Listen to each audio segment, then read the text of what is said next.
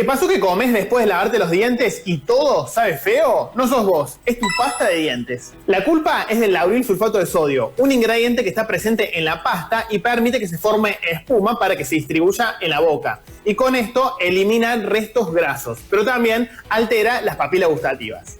El lauril sulfato de sodio bloquea los receptores del gusto dulce y aumenta la percepción del gusto amargo. Por eso puede pasar que luego de cepillarte los dientes, tu desayuno no te parezca tan agradable. Este efecto puede durar entre 30 y 60 minutos y después todo vuelve a la normalidad, ya que la saliva contribuye a lo que es la limpieza de las papilas gustativas. ¿Y vos, sentiste este sabor desagradable luego de cepillarte los dientes? No. ¿Te lavas los dientes antes o después de desayunar? Antes.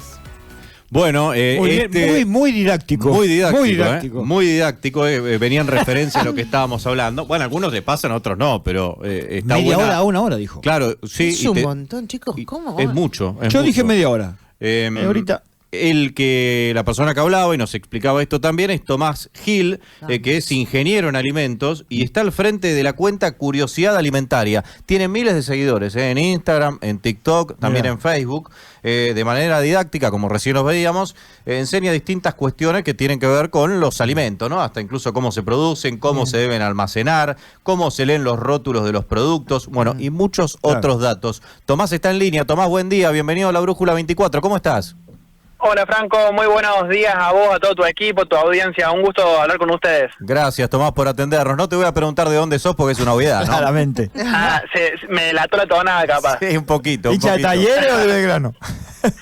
Vamos a decir Talleres. Ahí está, no soy fan de uno muy puntual, pero pues yo no estoy en Córdoba capital, sino que en una ciudad cerca que se llama Villa María, Córdoba. Muy bien, Villa sí, María. Villa María. Obvio. Muy bien, Tomás. Bueno, gracias por atendernos. La verdad que es un placer hablar con vos. Hoy estábamos hablando y debatiendo un poquito de cuándo cada uno se cepillaba los dientes, ¿no? Si cuando recién te levantabas, si primero desayunabas y lo hacíamos después. Y yo justo encontré este video en TikTok tuyo explicando un poco y argumentando algunas cuestiones que tenían que ver con la pasta dental. Contanos un poco, primero queremos saber de vos, cómo surgió esto, cómo empezaste a trabajar y a dar estos tips en tu red social. Buenísimo. Bueno, yo soy ingeniero en alimentos y en el año 2019, en diciembre, me recibí.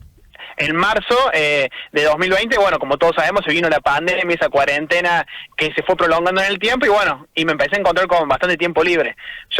En ese momento estoy haciendo un doctorado con una beca de CONICET, pero bueno, trabajaba las 8 horas que me correspondían de lunes a viernes y después obviamente quedaba un montón de tiempo libre y bueno, y decidí invertirlo en divulgar información a partir de redes sociales, puntualmente en Instagram, pero también en otras. Y bueno, y a medida que fue pasando el tiempo es como que también fui yo ganando más confianza, fue aumentando, digamos, los seguidores y por ahí se fue expandiendo más todo lo que son las curiosidades alimentarias, así que bueno, y hoy, por ejemplo, puedo estar hablando con ustedes, así que más que agradecido de la oportunidad. ¿Te acordás el primer video ese que dijiste, con el que la pegaste? El primero que dijiste, la verdad que explotó, empezaron con los me gusta, empezó a crecer, sí, con los enviados, me escribió la gente, ¿cuál fue? Yo lo que pasó es que apenas arranqué, no puse la cara, nada, sino que eran textos e imágenes. Después fue como que fui ganando confianza y le puse el audio. Claro. Porque también yo soy sumamente tímido y también me cuesta como escucharme a mí mismo. Entonces es como que fui ganando confianza y me escuché el audio. Y después le puse la cara y ahí el primer video no fue, digamos, de los mejores. De hecho, si hoy yo lo veo, yo digo, ¿cómo pudo haber publicado este video?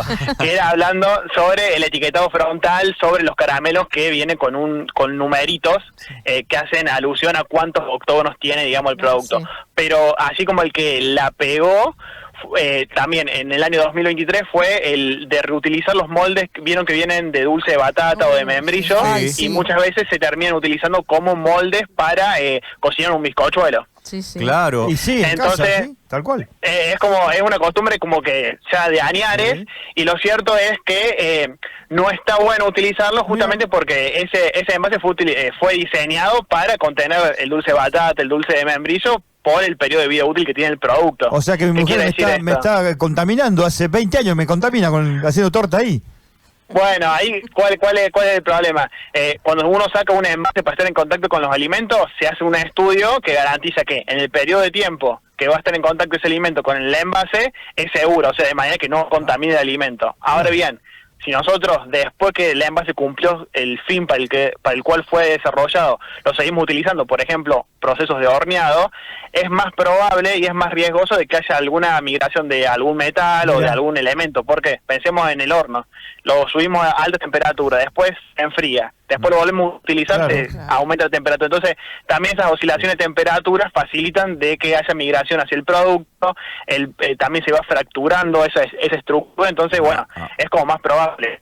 ¿Qué quiere decir? Que si consumiste 10 veces una torta ahí te va a hacer mal. No, el problema es cuando se vuelve un hábito que me está matando de a poco, me está matando de a poco, eso me estás diciendo. Claro, y tampoco es que para que por un metal vos tengas, digamos, una contaminación y tengas un síntoma puntual por esa contaminación, tiene que ser una concentración muy grande. Claro. Ahora bien, ¿qué puede pasar? Que si vos vas acumulando de a poquito, esto puede favorecer que se dé, digamos, otro tipo de complicación, ¿no? Que haga como un escenario para que sea más probable que eso, se está viendo hoy, y yo he hablado con algunas nutricionistas de lo que son disruptores hormonales, que afectan la producción de hormonas, y por ahí a lo mejor la acumulación de un metal puede favorecer esto. Entonces, bueno, ese fue el video y justamente yo ¿a qué lo asocio que tuvo gran repercusión? Cuando uno habla de una costumbre que está muy arraigada y como que va en contra, por decirlo de alguna forma, o da una explicación científica que dice, bueno, ojo, esto que se está haciendo no está tan bueno que se haga, es como que genera un impacto. Sí, claro. Y obviamente, si vos te pones a ver los comentarios, el 10% a lo mejor me dice, uy, gracias por comentarlo, y el 90% me dice, tengo mi abuela de 90 años que siempre consumió ahí y no tuvo nunca un problema. Entonces, bueno, es también un juego, ¿no? Ese punto, Pato, y ya te dejo, por favor. Pero a eso, viste, cosas que se hacían antes que por ahí ahora te dicen, no, terminás de comer un asado, ¿y el asado dónde lo guardás? En el horno. En el horno lo metés el asado, lo conservás ahí hasta la noche. Jamás te dicen, y eso está mal, Tomás. Eso no es una práctica, digamos, recomendada. ¿Por qué? Pensemos que el horno, ¿cuál es la función del horno? Cocinar alimentos. Pero no cumple la función para almacenar esos alimentos. Pensemos un asado, domingo al mediodía o ahora al mediodía, hacemos un asado. Hicimos de más, nos sobra. ¿Qué hacemos? Lo guardamos para a la noche volver a picarlo. ¿Qué sería lo mejor ahí? Lo pongo en un recipiente hermético, lo guardo en la heladera y a la noche lo saco de la heladera y lo caliento, por ejemplo, en el microondas, lo puedo recalentar en el horno. Ahora bien, si yo ese asado que me sobró lo dejo en el horno, ¿qué va a pasar? Va a estar a una temperatura ambiente, que esa temperatura ambiente favorece que ese alimento se empiece a deteriorar. Que a lo mejor no es que le vaya a crecer una bacteria patógena, sino ese producto se puede empezar a poner un poco más rancio, pierde los compuestos, digamos, aromáticos propios. Aparte, pensemos que el horno no es un lugar, digamos, estéril, el ambiente tampoco, entonces ahí va a tener la combinación de nutrientes que tiene el alimento, de temperatura, de humedad ambiental, que todo eso, las bacterias, llámese patógenas o las que no son patógenas sino que son alterantes, empiezan a desarrollarse, entonces van deteriorando el alimento. Por eso es que se aconseja refrigerarlo para luego volver a consumirlo. Claro. Y si no, también se puede frizar, ¿no? Pues a lo mejor sobró hoy el mediodía y a la noche no queremos repetir de vuelta, bueno, ahí ¿qué hago? Lo llevo al freezer y después cuando lo quiera consumir, lo descongelo. Claro. ¿Qué decías vos, Pato? No, me quedé pensando en lo anterior. Eso está bueno, este proceso que está contando del tema de las comidas, de cómo lo que queda en la fuente, bueno, cómo lo guardamos y me parece que porque hacemos todo mal, generalmente todo mal, todo. Exacto. Pero me quedé también con lo anterior, lo de la lata, que muchos le decimos molde, porque para muchos se ha convertido en el molde de tortas y está mal reutilizarlo. Me quedo pensando en el tema frascos también por ahí muchas veces, que ahora está muy de moda hacer encurtidos. No. Los encurtidos o mermeladas, conserva, los picles. ¿Cómo hay que lavarlos, no? No, claro. Bueno, ahí está importante destacar de que no son todos los materiales que se utilizan para hacer envases son lo mismo. En el caso del vidrio es el más inerte y el más inofensivo. O sea, el de vidrio vos lo higienizás correctamente y lo puedes utilizar. Ahí lo que se aconseja siempre es ponerle una tapa nueva. Eso para que cuando vos haces el tratamiento térmico, haga un vacío, digamos, correcto, que es lo que te va a garantizar también y ayudar a que se conserve en el tiempo. Entonces, el envase, en el caso del vidrio, se puede utilizar correctamente. El vidrio problema vendría a ser... Perdón, te iba a preguntar eso. ¿Cómo se higieniza bien, digamos, con una esponja y detergente o se hierve, se esteriliza? Higienizas correctamente, o sea, haces un enjuague con agua, después detergente, enjuagas y después si vos querés hacerle como algo extra, le puedes tener un poco de alcohol del 70%, que se seque y ahí lo utilizás.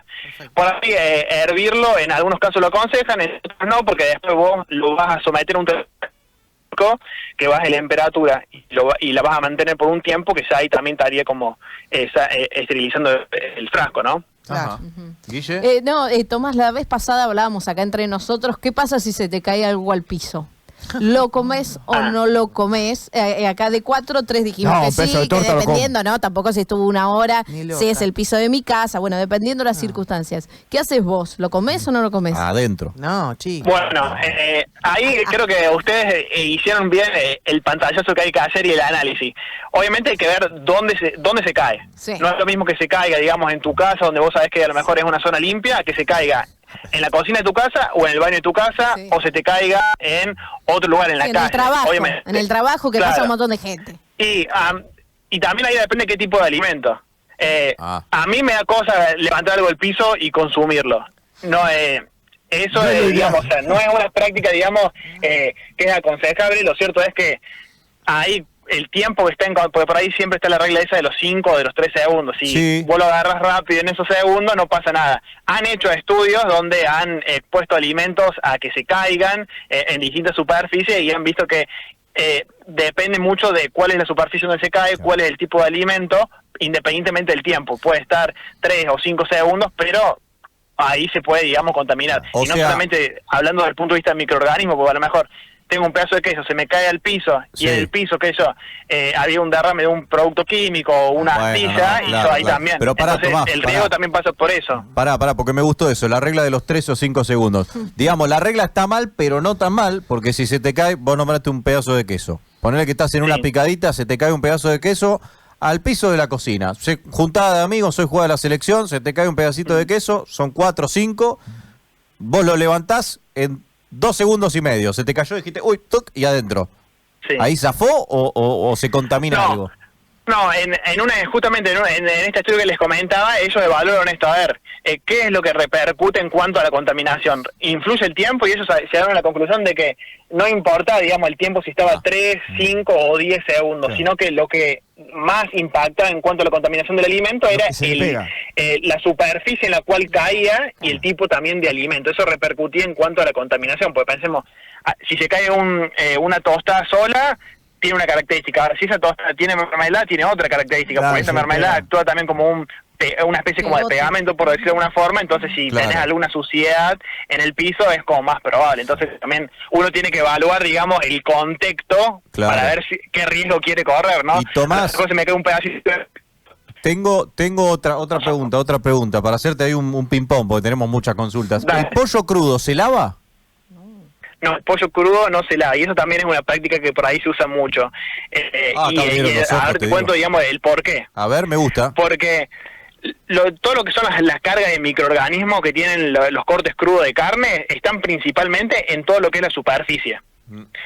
¿Qué pasa? Si yo lo lavo bajo un chorro de agua que sale, digamos, de la canilla, ese chorro de agua va a ir chocando contra la superficie del pollo, supongamos. Sí. ¿Qué pasa? Ese choque de agua me genera también proyecciones que se me van a distribuir por la mesa, por los utensilios que tenga, digamos, cerca. Entonces, ¿qué voy a hacer ahí? Voy a estar contaminando con esos microorganismos que estaban en la superficie del pollo, todo lo que tengo alrededor. Entonces, no es algo, digamos, aconsejado, porque si bien vos al pollo ese, al lavar, seguramente le termine bajando la carga microbiana, pero también le está bajando al pollo y está diseminando y contaminando, digamos, otra superficie.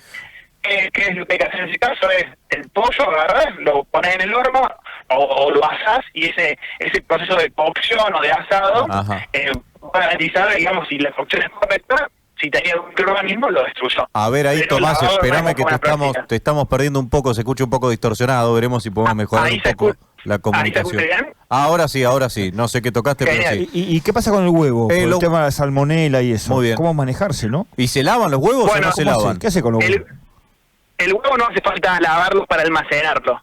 Vos, el huevo tiene una cutícula protectora natural sobre la cáscara, pues la cáscara es porosa. Entonces tiene una cutícula protectora natural que actúa como una cera que sella esos poros.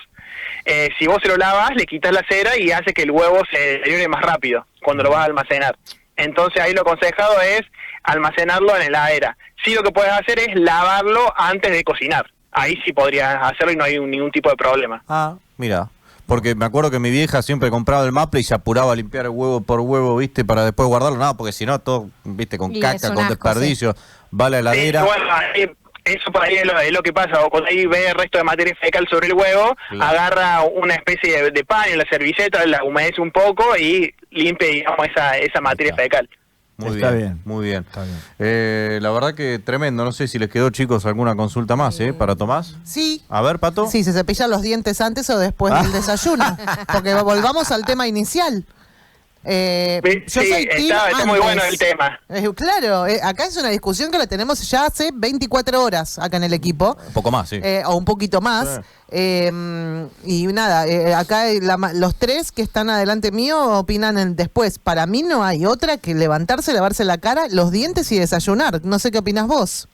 Mira, yo te cuento, voy a quedar bien con los dos. Me lavo los dientes antes de desayunar y después de desayunar, antes de salir para mi trabajo, me los vuelvo a lavar. Perfecto. O sea, me lavo 2 veces los dientes en menos de una hora. Y no modifica tanto el sabor como Sí. dice. Sí. No modifica. O sea, no es lo mismo, no es exactamente lo mismo, claramente, porque depende de la pasta dental que uses. Hay pasta dental que no tienen este compuesto que mencionaba yo en el video, Sí. que se llama lauril sulfato, que por ahí Claro. hace que uno perciba mejor los alimentos.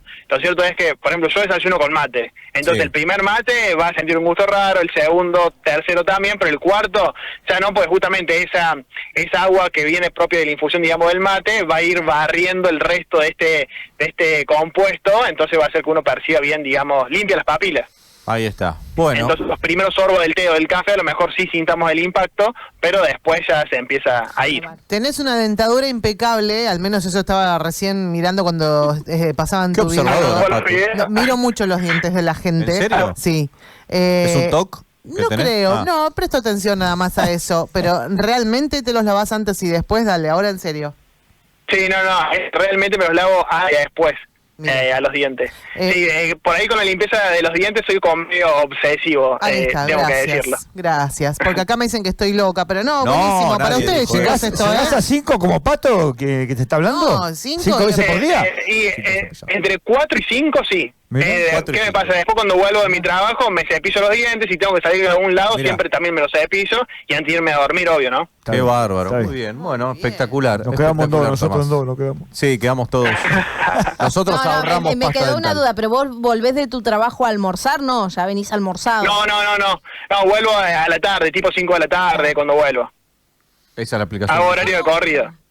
No, me generaba duda, porque yo ahora llego a casa y no me lavo los dientes y voy Claro. a Pero no almorzar. siempre se Ah, lava bueno, después uno de comer los dientes. Vos, después de estar muchos, y volvemos a discutir, acá estamos discutiendo, ya te digo, no es No, joda, arréglense entre ustedes. No, eso no, pero por ahí uno está muchas horas sin higienizarse Sí, la boca, sí. se pone pastosa, y uno no se da cuenta, pero termina teniendo un alientito. Sí, no digo que tenga que ver con la cantidad de horas de las que pasó, sino que me generaba esa duda. Yo ahora vuelvo a casa y no me lavo los dientes, a pesar de que me lo lavé la última vez a las 6:30 de la mañana. Igual no te puede- Almuerzo y después me lavo, nada más. No te era puedes una lavar duda. los dientes de los 5 minutos tomar un Malbec, por ejemplo. De Es rutina. raro, No, es eso raro. no. Claro, obvio, sí, raro, es cierto. eso no. De hecho, ahí hay algo que esto que mencionaban recién, yo he participado en algunos concursos, por ejemplo, de alfajores de dulce leche, donde se evalúan atributos sensoriales, y una hora antes uno no se puede lavar los dientes, no puede Claro. tomar mate, no puede tomar café, porque justamente usted ahí lo que cambia es la naturaleza, por decirlo de alguna forma, de las papilas gustativas. Entonces va a estar distorsionando lo que uno percibe. Es una blasfemia lavarte los dientes antes de comer dulce de leche. No, es